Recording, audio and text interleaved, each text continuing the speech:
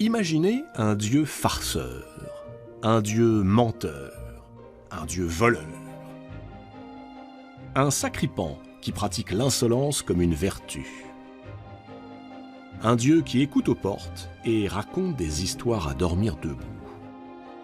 Imaginez un dieu rapide, agile, qui guide les voyageurs le long des chemins, indique aux marchands la bonne affaire, retrouve ce que l'on a perdu, mais escamote ce que l'on possède. Ce dieu, c'est Hermès. Il arrive quand on ne l'attend pas. Il disparaît alors qu'on le croyait là. Hermès, c'est le dernier né des amours de Zeus. Sa mère, Maïa, est une déesse glorieuse. Maïa est l'une des 7 Pléiades, les filles du géant Atlas, connues pour leur beauté.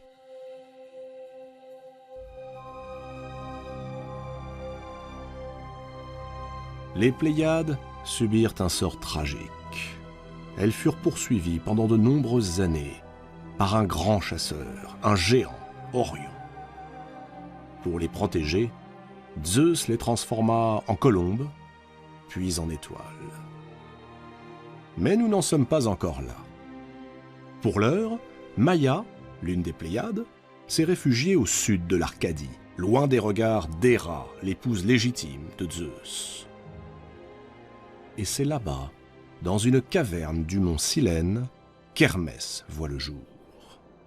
Sa mère l'entoure de bandelettes, comme on a coutume de le faire pour les nouveau-nés. Elle le dépose dans un berceau d'osier, et elle désigne une nymphe pour qu'elle soit sa nourrice. Seulement, Hermès n'est pas un nouveau-né comme les autres. D'une précocité incroyable, il sait déjà parler et marcher. Quelques heures après sa naissance, profitant de l'absence de sa mère, il se glisse hors de la caverne et part le long des chemins.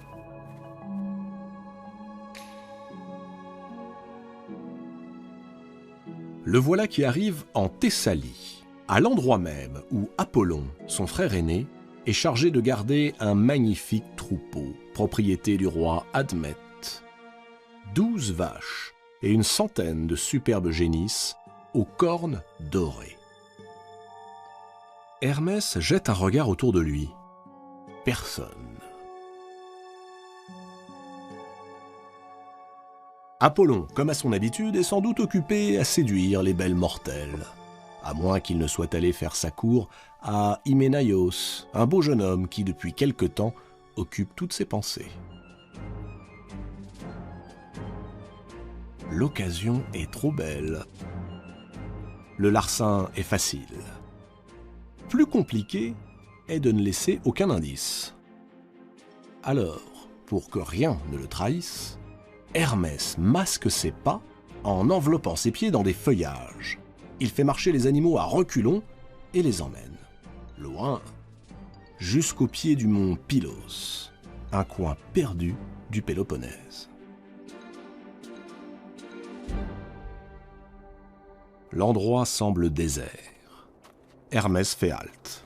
Il s'assure que nul ne le surprendra, puis, sans doute parce que l'on n'est jamais trop prudent, pour s'assurer du soutien des dieux, il sacrifie 2 bêtes. Il les découpe en 12 parts, brûle leurs carcasses, cache le troupeau derrière une colline et repart tout heureux vers sa caverne.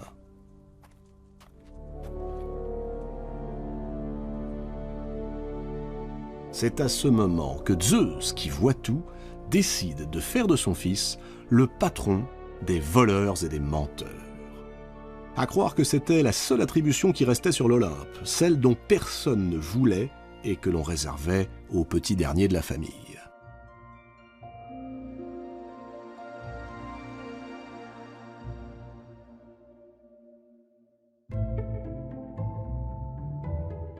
Hermès a quitté Pylos. Il est reparti sur les routes, toujours aussi insouciant. Bientôt, le voilà de retour devant sa caverne. Il va y pénétrer lorsque soudain, il aperçoit une tortue qui se prélasse au soleil. Il l'observe un instant. Que pourrait-il bien en faire? Il s'en empare, la vide de ses entrailles et tend d'un bord à l'autre de la carapace, au-dessus de la partie creuse, des cordes fabriquées avec les boyaux de l'une des bêtes qu'il a sacrifiées. La première lyre vient de naître.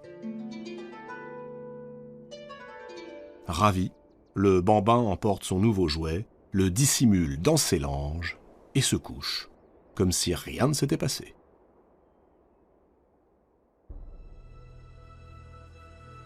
Mais là-bas, en Thessalie, Apollon n'a pas tardé à s'apercevoir de la disparition de son troupeau.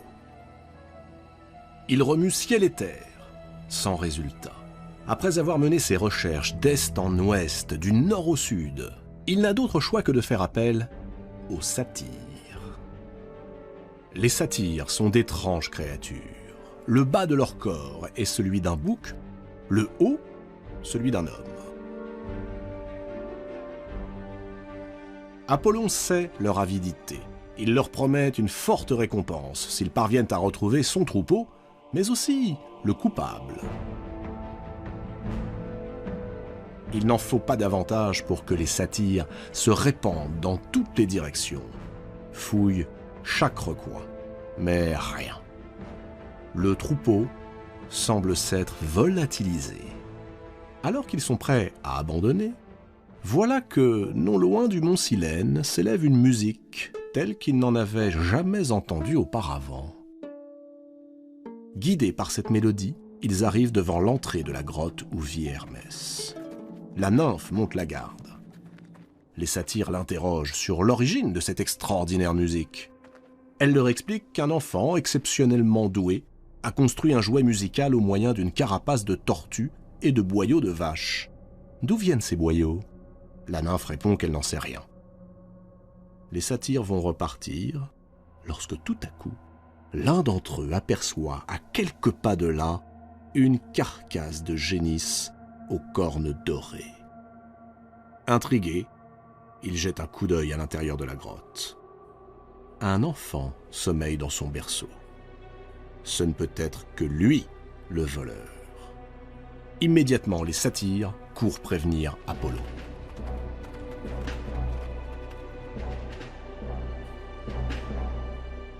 Ce dernier est abasourdi. Il sait qui vit dans cette caverne. Hermès, son demi-frère.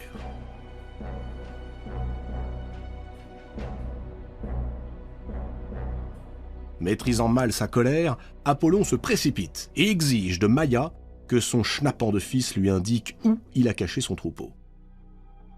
Maïa montre du doigt l'enfant enveloppé dans ses langes. « Cette accusation est ridicule. Mon fils est incapable d'un tel forfait. » Hermès, qui a tout entendu, proteste à son tour de son innocence.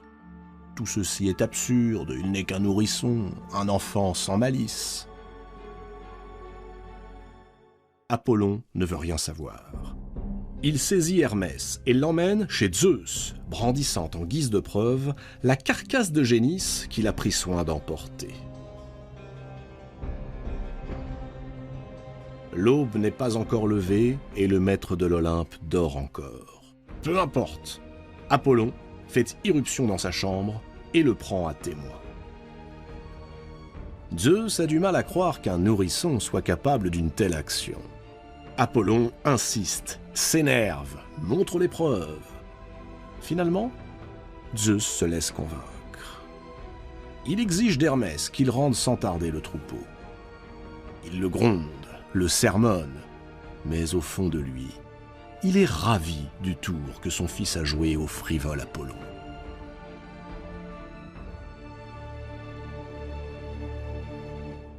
D'accord, dit Hermès, il rendra le troupeau, mais il s'empresse de préciser qu'il manquera 2 vaches, celles qu'il a sacrifiées et découpées en 12 parts égales pour les offrir aux 12 dieux de l'Olympe. 12 dieux, s'étonne Apollon. Mais sur l'Olympe, il n'y en a que 11. Qui est le 12e ?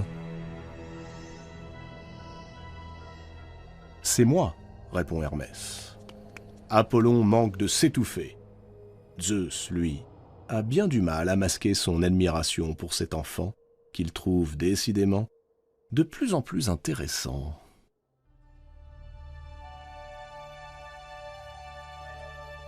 Avant de reprendre la route, Hermès récupère la lyre qu'il a fabriquée et se met à improviser un air. Apollon est saisi. Ce son si nouveau, si harmonieux, l'émeut jusqu'au cœur.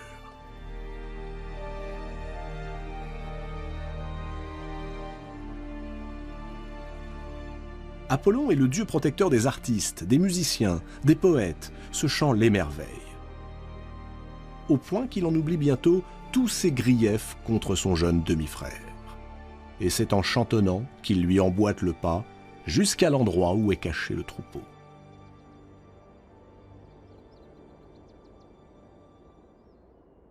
Tout semble rentrer dans l'ordre. Pourtant, Apollon hésite. Depuis qu'ils ont quitté la caverne, l'instrument qui a produit ce chant si admirable le hante. Il l'obsède. « Tu gardes les génisses », propose-t-il tout à coup à Hermès, « et en échange, je prends la lyre. » Hermès sourit. Il est d'accord. Les deux frères se serrent la main. Désormais, ces deux-là ne se quitteront plus.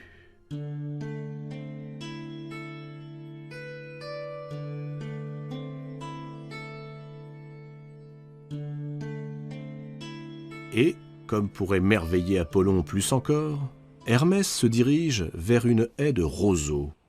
Il taille dans l'un d'eux une flûte et il se met à jouer un nouvel air de musique.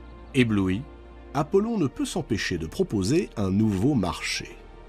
Si son frère lui donne cette flûte, il lui offrira en retour la houlette en or qui sert à faire paître son troupeau. Hermès deviendra ainsi le dieu protecteur des bergers. « Pas question », réplique cette fois-ci l'enfant. Manifestement, Hermès a déjà le sens des affaires. « Ma flûte vaut bien plus qu'une houlette, fût-elle en or. Je n'accepterai qu'à la condition que tu m'apprennes à prédire l'avenir. » « Impossible, proteste Apollon. Et en effet, tout dieu qu'il est, Apollon ne peut transmettre son pouvoir. Il lui a été donné par les Tries, ces femmes abeilles qui vivent dans le temple de Delphes. Ce sont elles, et elles seules, qui pourraient éventuellement enseigner à son frère ce don.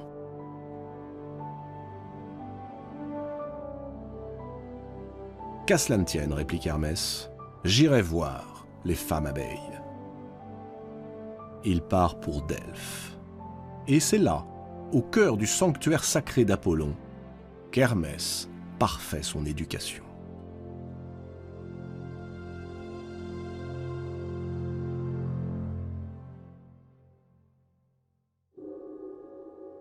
Hermès est devenu un dieu accompli lorsque Zeus le convoque sur l'Olympe.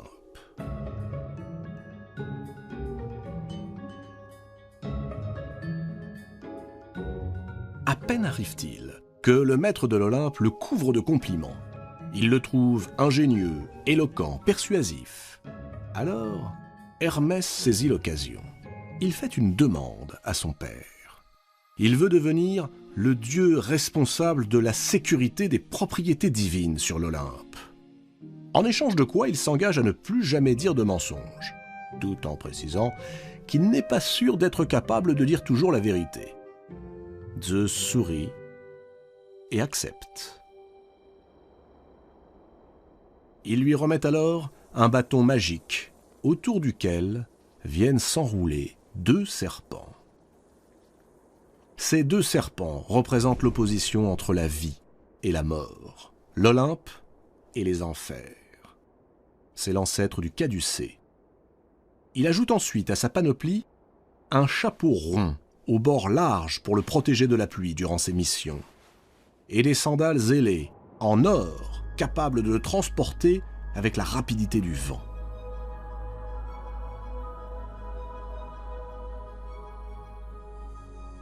Hermès est fin prêt.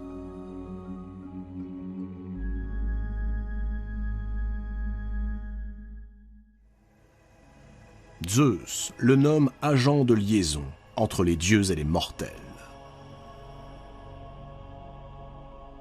Il en fait ainsi l'unique messager accrédité auprès du grand Hadès. seigneur des enfers.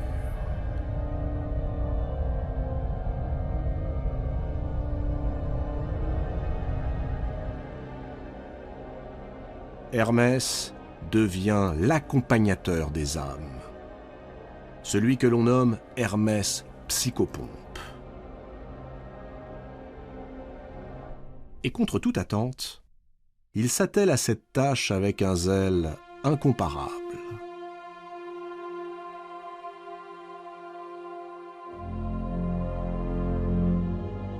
Jour après jour, on peut le voir qui escorte avec bienveillance les morts à travers le monde souterrain, et il les accompagne là où nul n'ose s'aventurer.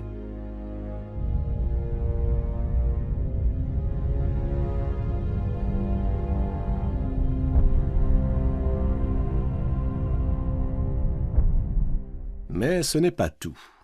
Le jeune dieu aura également pour fonction de favoriser le commerce et de veiller à la libre circulation des voyageurs sur toutes les routes du monde.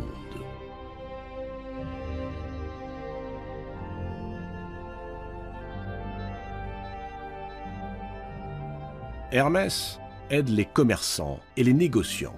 Il les conseille pour vendre au meilleur prix. Il n'hésite pas à leur prêter un peu de son éloquence, de cette faconde qui permet de vendre n'importe quelle camelote et de se sortir de n'importe quelle situation. Les raisonnements d'Hermès sont bien souvent d'une totale mauvaise foi. Il le reconnaît lui-même d'ailleurs. Ce qui compte n'est pas tant de dire la vérité que de plaire.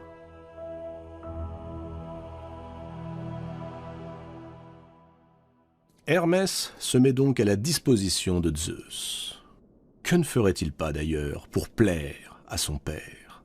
À de nombreuses reprises, c'est lui qui l'aide à déjouer les pièges de la possessive Héra lorsqu'elle s'acharne sur les maîtresses de son infidèle mari ou bien sur ses nombreux enfants illégitimes.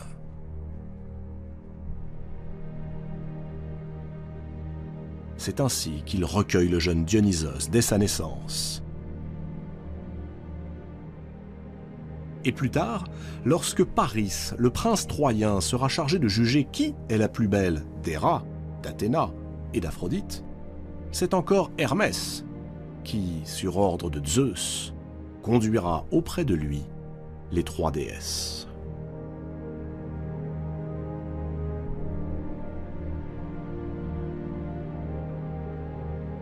On l'a vu, alors qu'il n'était qu'un nourrisson, Hermès manigançait déjà bien des tours. Or, aujourd'hui, Zeus a le cœur qui bat pour la belle Alcmène, épouse d'Amphitryon. Mais la fidélité d'Alcmène est sa vertu première. Qu'à cela ne tienne, avec la complicité d'Hermès, Zeus prend l'apparence d'Amphitryon. Et tandis qu'il se glisse auprès d'Alcmène, Hermès ordonne au soleil de s'éteindre et de ne pas se lever le lendemain.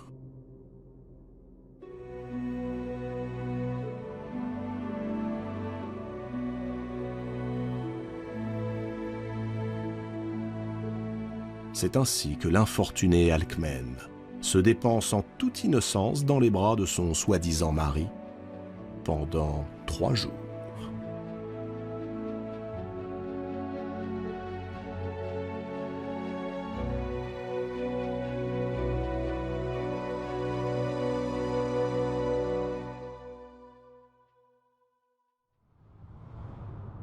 Quelque temps plus tard, Zeus appelle à nouveau son fils à la rescousse.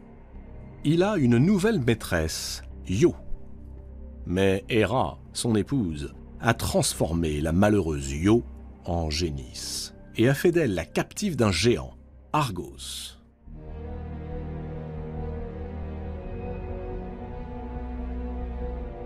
À la demande de Zeus, Hermès se rend auprès du géant. Ce géant n'a pas 2 yeux, mais 100. Jamais à court de stratagèmes, Hermès parvient à l'endormir en lui racontant des histoires sans fin, des histoires à dormir debout. Et une fois assuré que tous les yeux du géant sont clos, il lui tranche la tête.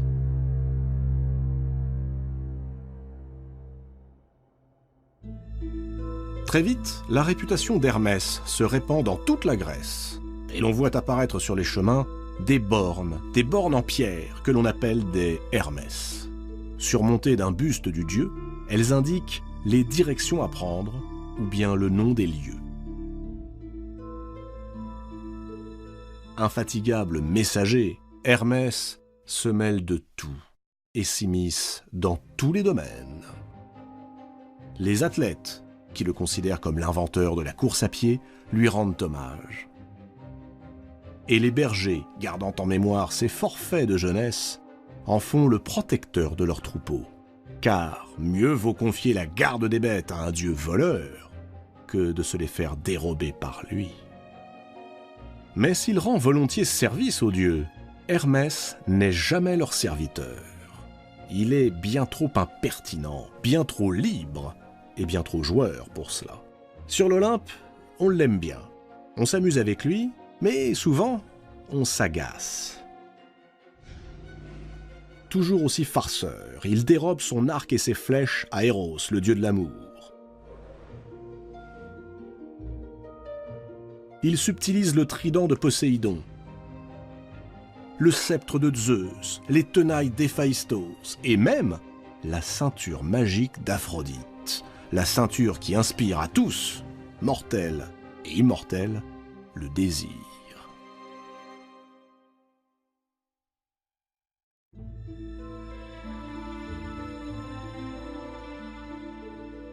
Aphrodite, comment lui résister ? Nous sommes à Lemnos. La déesse de la beauté est mariée au dieu forgeron, Héphaïstos. Ce dernier, ayant découvert qu'elle le trompait, a réussi à la piéger, elle et son amant, Arès, dans un filet aux mailles de bronze. Il a ameuté toutes les divinités de l'Olympe afin qu'elles constatent l'adultère.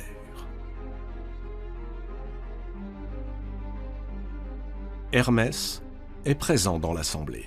Comme tous, il est séduit par la beauté de la déesse. Et il laisse entendre qu'il aurait bien pris la place d'Arès, malgré le filet. Aphrodite l'a entendu. Flattée, avant de fuir l'Olympe, elle s'offre à lui une nuit entière. Et de leur étreinte naîtra un être bisexué, mi-homme, mi-femme, Hermaphrodite. Hermaphrodite n'est ni tout à fait un homme, ni tout à fait une femme. Il est les deux à la fois. Hélas, sa nature lui interdira toute forme d'amour réciproque. Plus tard, Hermès séduira la fille de la princesse Dryope, et ensemble, ils auront le dieu Pan. Moitié bouc, moitié homme. Un dieu si laid que sa nourrice s'enfuit en le voyant.